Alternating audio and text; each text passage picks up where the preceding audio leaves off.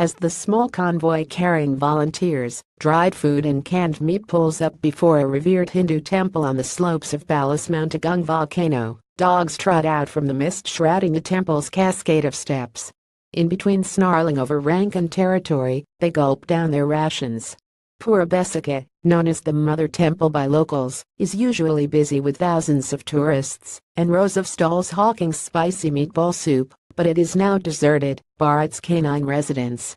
An animal welfare organization founded by a Californian woman who has made Bali her home is making daily forays into the danger zone around the menacing volcano to feed the hungry temple dogs and rescue village dogs left behind by fleeing communities. Janice Gerardi, who has lived on the Indonesian tourist island for more than 30 years, said she's a little nervous about getting close to Mount Agung, but is still making sure the animals are treated humanely. "We're just seeing a lot of starving dogs, and a lot of scared dogs," she said.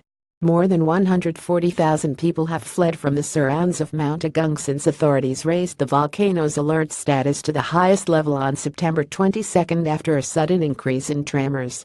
It last erupted in 1963, killing more than 1,000 people.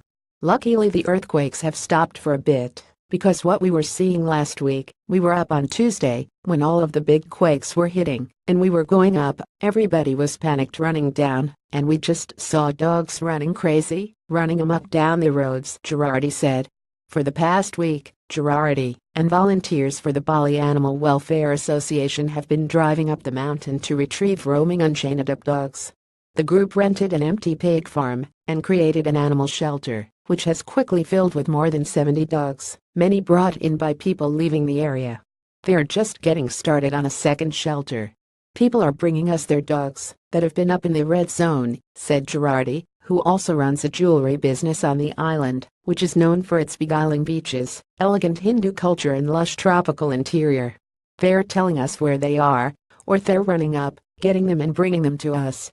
Gerardi, who was born in Pennsylvania and grew up in California, says she was 21 when she first came to Bali in 1973 on a vacation and never really left.